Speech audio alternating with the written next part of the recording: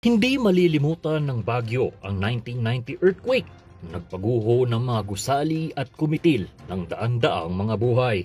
Kaya naman upang maging handang lungsod, ipinagpapatuloy ang taon-taong earthquake simulation tabletop exercise sa pangunguna ng City Disaster Risk Reduction Management Office. Makikita natin yung gaps, yung weaknesses. Meron tayong strengths, basically.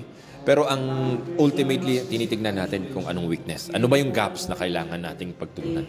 Sa kanilang tabletop exercise, nagkaroon ng 7.4 magnitude at naglagay ng iba't ibang senaryo paano mabilis na makakapagresponde ang EOC o ang Emergency Operations Center, kasabay ng bawat 6 na clusters nito.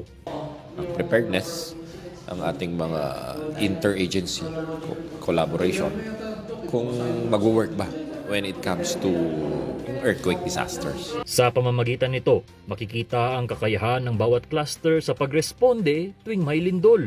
Nabibigyan din ng pagkakataong mahasa ang kanilang kakayahan. Apart from yung ginagawa nating national simultaneous earthquake drills, no? This is a continuation thereof. Now, we have to go further. After that cover hold, ano na ngayon ang gagawin natin? Which is this one na. Ayon sa CDRRMO, may naitatalang 2 hanggang 3 tremors o pagyanig sa isang araw sa buong rehiyon ng Cordillera. Sa Baguio naman ay mayroong 5 fault lines. Kabilang narito ang Mirador Fault, Buwed River Fault, San Vicente Fault, Luwakan Fault at Burnham Fault.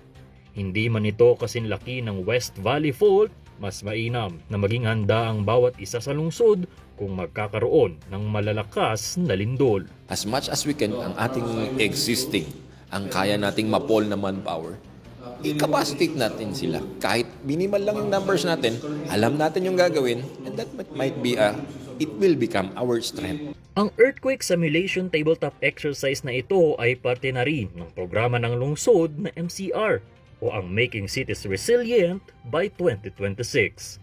Nico Gatchalian para sa PIO Baguio Balita.